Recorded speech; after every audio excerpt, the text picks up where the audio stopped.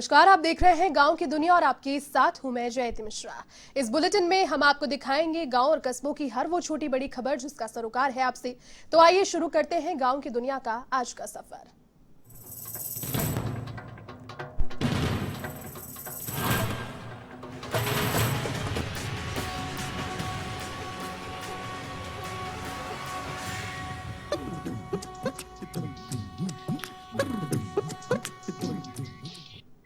प्रदेश के 6 जिलों में जिला परिषद और पंचायत समिति सदस्यों के चुनाव की घोषणा कर दी गई है। राज्य निर्वाचन आयोग की ओर से चुनाव कार्यक्रम भी जारी कर दिया गया है।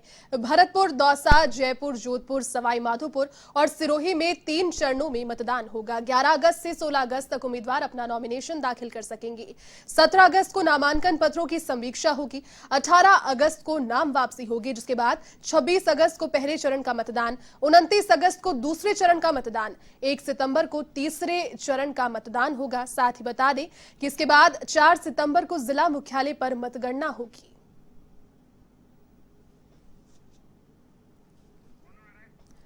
तो राज्य निर्वाचन आयोग ने घोषणा कर दी है, 3 चरणों में होगा मतदान और उसके बाद 1 सितंबर को मतगणना होगी। प्रदेश के 6 जिलों में चुनाव की घोषणा हो गई है। तो जिला परिषद और पंचायत समिति सदस्यों के चुनाव, राज्य निर्वाचन आयोग ने चुनाव की डेट फाइनल कर दी है। घोषणा हो गई है, 3 चरणों में मतदान होगा और तीनों चरणों में मतदान के बाद में 1 सितंबर को होगी मतगणना, जिसके बाद नतीजे सामने आएंगे। प्रदेश के 6 जिलों में जिला परिषद और पंचायत समिति सदस्यों के चुनाव से जुड़ी हुई बड़ी अपडेट आपको दे रहे हैं। राज्य निर्वाचन आयोग ने चुनावों की तारीख का ऐलान कर दिया है। तो 3 चरणों में होगा मतदान। प्रदेश के 6 जिलों में चुनाव की घोषणा।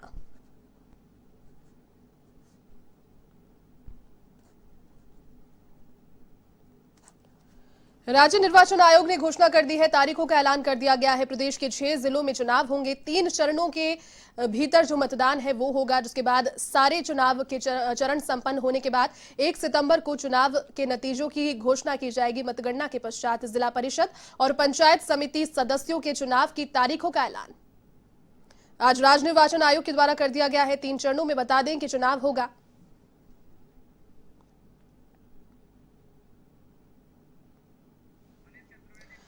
अधिक अपडेट के साथ संवाददाता मनीष चतुर्वेदी इस वक्त मेरे साथ फोन लाइन पर बने हुए हैं। मनीष, देखिए, जिला परिषद और पंचायत समिति सदस्यों के 6 जिलों में होने वाले चुनाव की घोषणा आज कर दी है राज्य निर्वाचन आयोग ने और काफी लंबे समय से संशय बरकरार था, लेकिन आज तारीखों का ऐलान हो गया है। क्या अपडेट इससे जुड़ी हुई?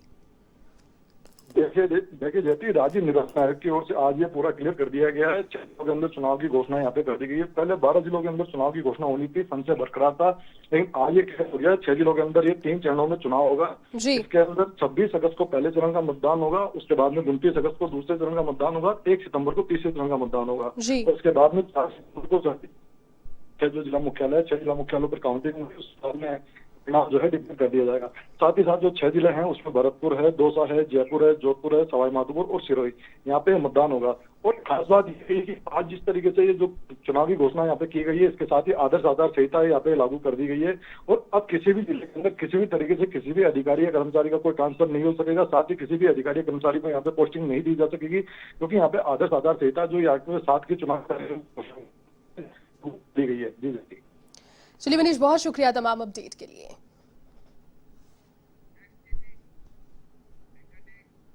खबर अब 12 के अंता से, जहां मंत्री प्रमोद जैन भाया ने बाढ़ प्रभावित इलाकों का जायजा लिया और अधिकारियों को दिशा निर्देश भी दिए।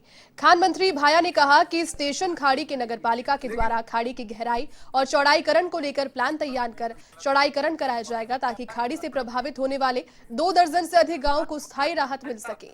इस दौरान पालिका चेयरमैन मुस्तफा खान, एसडीओ रजत विजय वर्गीय, डीएसपी जिनेंद्र जैन, तहसीलदार नवनंद सिंह समेत पार्षद उपस्थित रहे।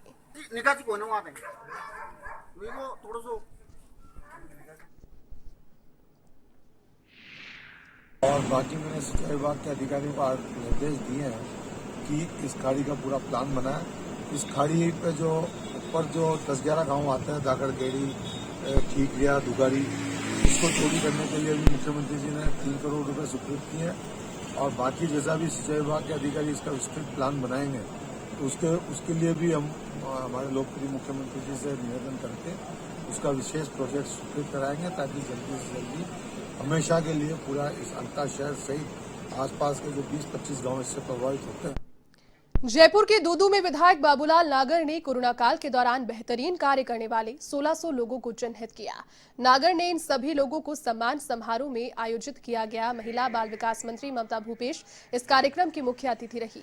इस दौरान कोरोना योद्धाओं को सम्मानित करके योद्धाओं को प्रशस्ति पत्र भी दिए गए। इस दौरान ममता भूपेश ने कहा कि विधायक नागर की तारीफ की जाए, साथ ही केंद्र की भाजपा सरकार पर निशाना भी साधा।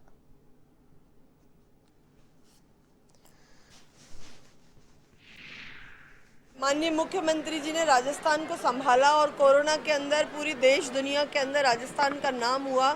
उसी प्रकार से बाबूलाल नागर जी ने अपने विधानसभा क्षेत्र के अंदर एक अनूठी पहल करके कोरोना योद्धाओं का जो सम्मान समारोह किया, उसके लिए तो मैं इनका बहुत बहुत शुक्रिया अदा करना चाहूँगी और उम्मीद करूँगी कि सभी जनप्रतिनिधि इस राह पे चलें, क्योंकि ऐसी मुश्किल की घड़ी में जब हमारी आंगनबाड़ी की बहनों ने घर घर सर्वे किए, घर घर गई और अपनी जान जोखिम में डाल के राजस्थान की जनता को संभालने की कोशिश की, तो हमारा भी दायित्व बनता है कि हम इनको अभिशंसा करें। इनकी इसी संदर्भ के अंदर आज ये कार्यक्रम आयोजित किया। ये बहुत ही अपने आप में अनूठी पहल थी।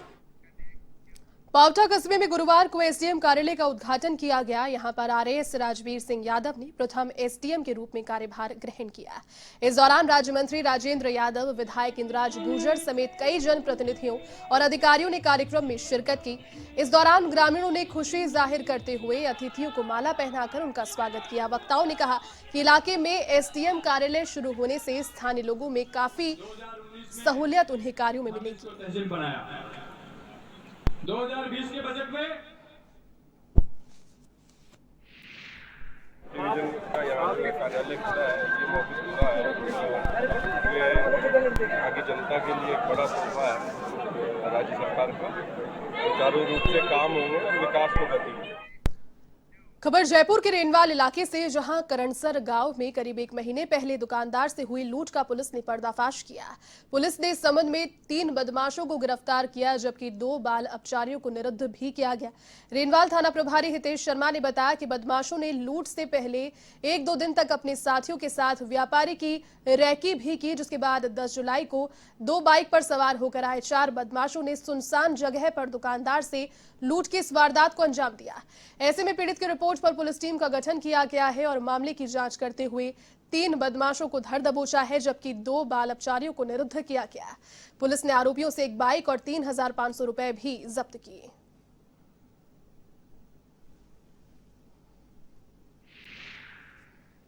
पश्चात अनुसंधान इसमें श्रीमान एसपी साहब शंकर दत्ती शर्मा के आदेशानुसार एडीसी एसपी साहब दूदू और सीओ साहब मैडम सांबर के निर्देशन में एक हमारी टीम गठन किया गया, जिसमें जवान थाने के और अन्य अधिकारीगण शामिल रहे। और टीम ने प्रयास किया, सीसीटीवी वगैरह फुटेज चेक किया, आसपास और पता किया, तकनीकी सहायता भी की गई इसके अंदर। और पता लगा कि इसके अंदर कुल 6 लोग शामिल थे। 2 लोग करणसर के थे जिन्होंने रेकी करी पूरी कि कभी आते हैं कब जाते हैं। इसके अतिरिक्त 4 लोग हस्तेड़ा के पास के थे। इस प्रकार कुल 6 लोग वारदात करने वाले शामिल थे, जिनमें से हमने अब तक कुल 5 लोगों को पकड़ा है। 2 नाबालिग हैं जिनको बाल अपचारी हैं, विदेशी संघर्षरत किशोर, इनको माननीय न्यायालय के समक्ष प्रस्तुत किया गया है उनको। अब खबर पाली के रानी से, जहां जिला पुलिस अधीक्षक के निर्देश पर वांछित अपराधियों की धरपकड़ के लिए चलाए गए अभियान के तहत खिंवाड़ा पुलिस ने 8 साल से फरार चल रहे वांछित आरोपी शिवलाल खमनोर से गिरफ्तार किया है। खिंवाड़ा थानाधिकारी जयसिंह चारण ने बताया कि पुलिस की विशेष टीम गठित कर तकनीकी आधार पर आरोपी को गिरफ्तार किया गया। आरोपी पर गंभीर धाराओं में मामले दर्ज हैं।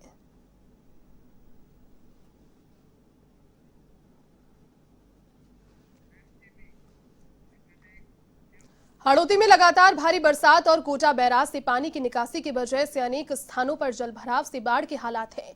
कई गांव टापू बने हुए हैं। इधर चंपल में पानी की भारी आवक होने से कोटा बैराज के 10 गेट खोल दिए गए। साथ ही चमल नदी के किनारे बसे इलाकों को अलर्ट किया गया, तो अधिकांश गांव को जोड़ने वाले मुख्य सड़क मार्ग बंद है। संभाग में आहू, कालीसिंध, चंबल, पार्वती परवन और मेज नदी उफान पर है, तो वहीं सैकड़ों लोग बेघर हो चुके हैं। 500 से ज्यादा मकान ढह गए। किसानों के खेत जलमग्न है। इसी बीच मौसम विभाग ने संभाग में आज और कल भारी बारिश का अलर्ट जारी किया। तो वहीं दूसरी ओर सेना की मदद से जगह जगह रेस्क्यू कर लोगों को बचाया जा रहा है। कोटा में बारिश से 2 जगह हादसे सामने आए, जहां मलबे में दबने से 3 लोग घायल हो गए तो वहीं 1 की मौत हो गई।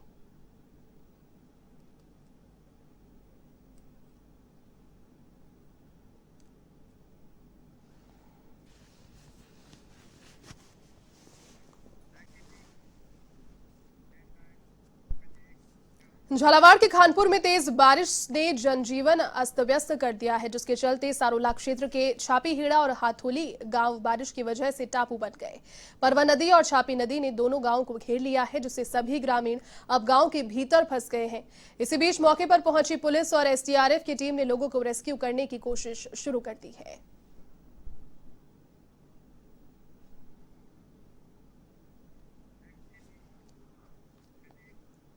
भरतपुर के बयाना क्षेत्र में लगातार 3 दिन से बारिश का दौर जारी है, तो वहीं करौली के पांचना बांध से छोड़ा गया पानी गंभीर नदी में पहुंच गया, जिसने बयाना मुख्यालय में 1 दर्जन से अधिक गांव का संपर्क टूट गया है। हालांकि वर्षों के बाद गंभीर नदी में पानी आने से किसानों सहित क्षेत्र के लोगों में खुशी भी है। तो वहीं उपखंड अधिकारी सुनील आर्य ने इलाके में सतर्कता बढ़ाते हुए राजस्व कर्मियों और पंचायती राज कर्मियों को अपने अपने इलाकों में तैनात रहकर नदी में आ रहे बारिश और पानी की उत्पन्न होने वाले हालातों पर नजर रखने और सुरक्षा उपायों से अवगत कराने के निर्देश दिए। बयाना उपखंड क्षेत्र में पिछले कुछ दिनों से लगातार बारिश चल रही है और उधर करौली में भी अच्छी बारिश होने के कारण पांचना डैम से गंभीर नदी में पानी छोड़ा गया है। पानी निरंतर गंभीर नदी में आ रहा है और गंभीर नदी के क्षेत्र में हमारी 15 पंचायतें उस क्षेत्र में आती हैं। तो इन सभी के जो निवासी हैं उन सभी से अपील की है कि आप नदी में नहाने या किसी अन्य कारण से नदी के पानी में नहीं उतरें, क्योंकि नदी में कई गड्ढे हैं तो कोई भी कैजुअल्टी हो सकती है।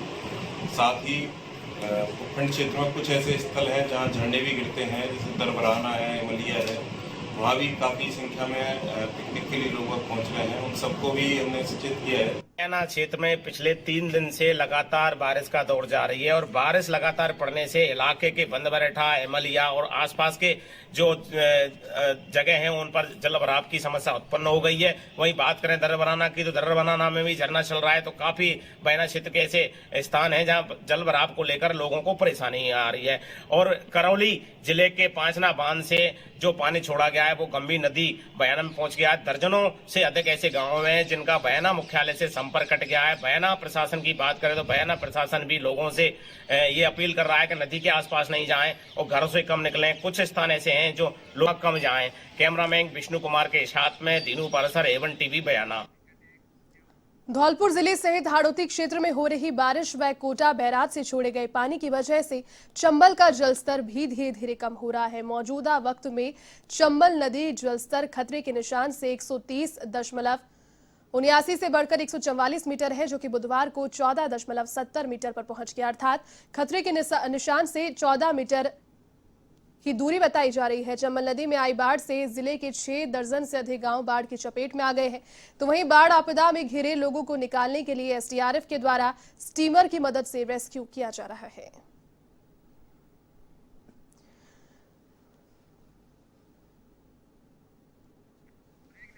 बारा के छिपा बड़ौद क्षेत्र से जहां लगातार तेज बारिश के चलते बाढ़ के हालात बन गए, तो वहीं लासी गांव बांध के गेट खोलने से लासी नदी का जल निचली बस्तियों में और दुकानों में घुस गया।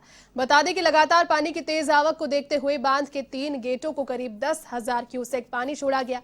इस मौके पर अधिशासी अभियंता सुनील गुप्ता, सहायक अभियंता चंद्रभान, कनिष्ठ अभियंता अशोक कुमार, हरफूल प्रजापत और आलाधिकारी लगातार जायजा ले रहे हैं।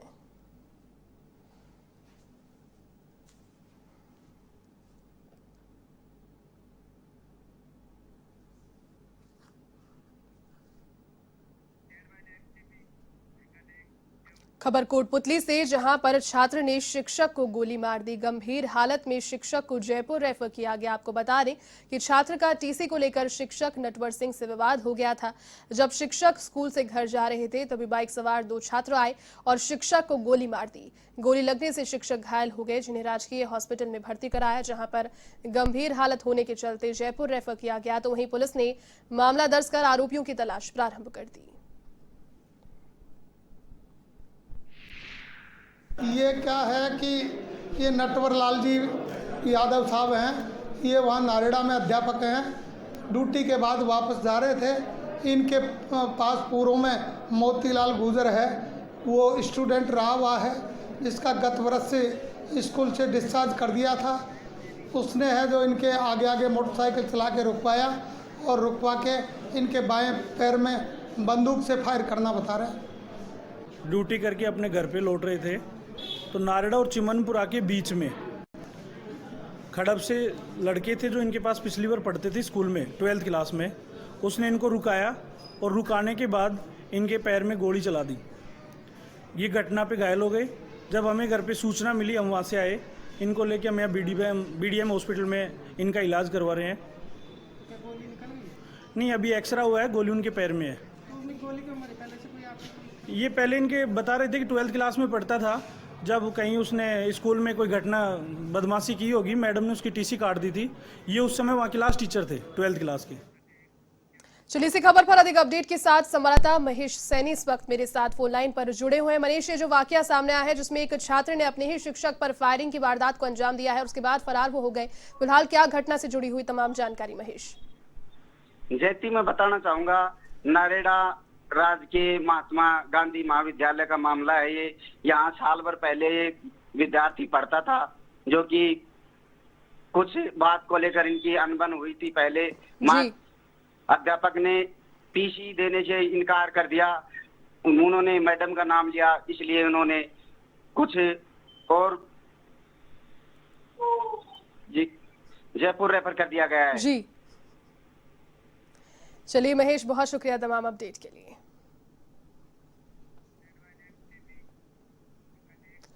खबर अब जोधपुर के पीपाड़ सिटी से, जहां RC अध्यक्ष वैभव गहलोत ने पुष्कर धर्मशाला के अध्यक्ष ओंकार राम कच्छावा के निधन पर उनके निवास स्थान पर पहुंचकर उनके चित्र पर पुष्प अर्पित कर श्रद्धांजलि दी। महिला एवं बाल कल्याण बोर्ड के अध्यक्ष संगीता बेनीवाल, पूर्व सांसद बद्रीराम जाखड़ समेत अन्य कांग्रेसी नेताओं ने उन्हें श्रद्धांजलि दी।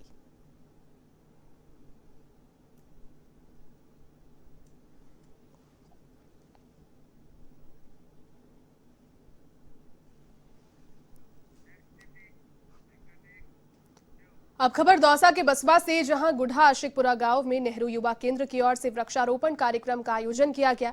कार्यक्रम में बतौर मुख्य अतिथि डॉक्टर दयाराम पोसवाल और पूर्व मंडल महामंत्री सीताराम भगत शामिल हुए। इस दौरान पर्यावरण संरक्षण का संकल्प लेते हुए छायादार और फलदार पौधे लगाए गए। सामाजिक कार्यकर्ता लोकेश गुढ़ा ने बताया कि कार्यक्रम के दौरान ज्यादा से ज्यादा पेड़ लगाने की अपील की गई, साथ ही 501 पेड़ लगाने का लक्ष्य रखा गया। इस मौके पर संत विजय रामदास, डॉक्टर सतीश शर्मा, भवानी बैसला समेत कई लोग उपस्थित रहे।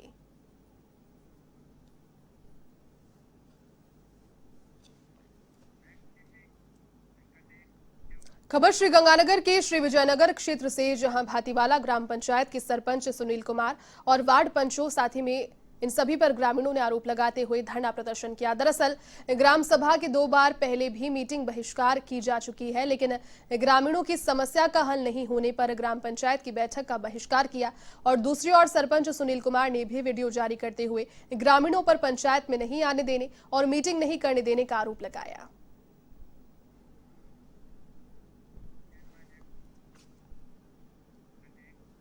रायसी नगर क्षेत्र में लगातार बढ़ रही क्राइम तथा दूसरे दिन चोरी की घटनाओं को लेकर शहर वासियों और व्यापारियों में पुलिस के प्रति काफी नाराजगी देखने को मिल रही है। इसी मामले को लेकर कामरेड नेताओं ने अतिरिक्त पुलिस अधीक्षक कार्यालय पर प्रदर्शन कर शहर में शांति व्यवस्थाएं बनाए रखने और अपराधियों को पकड़कर सजा दिलाने की मांग की। साथ ही DYSP विक्की नागपाल के जरिए मुख्यमंत्री और पुलिस के उच्च अधिकारियों के नाम ज्ञापन भी सौंपा।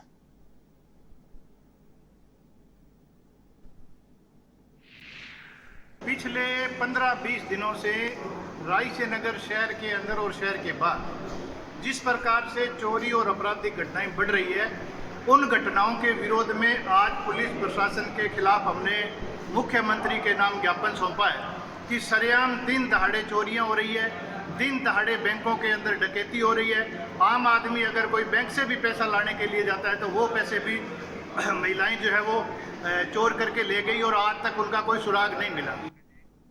खबर अपाली के तखतगढ़ से, जहां सामुदायिक स्वास्थ्य केंद्र को भामाशाह जगदीश रावल ने 3 पंखे और एक एलईडी टीवी भेंट किया।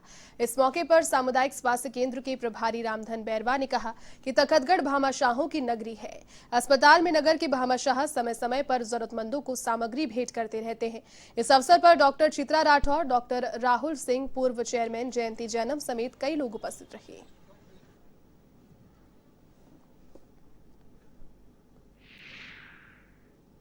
जी राहुल भामाशाह हैं, उन्होंने आज 3 तो सीलिंग फैन है और एक टेबल फैन और एक एलईडी जो है अस्पताल को भेंट की है।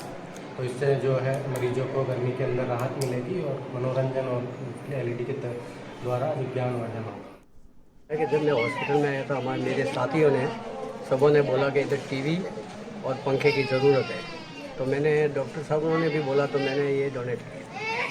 क्या क्या दिया आपने? मैंने एक तो 32 इंच का टीवी दिया है और 3 सीलिंग फैन दिए और एक वॉल फैन दिया है, तो डॉक्टर के रूम में नहीं है। चलिए, गांव की दुनिया के आज के सफर में फिलहाल के लिए बस इतना ही। देश और दुनिया की तमाम बड़ी खबरों को देखने के लिए आप देखते रहिए A1 TV। नमस्कार।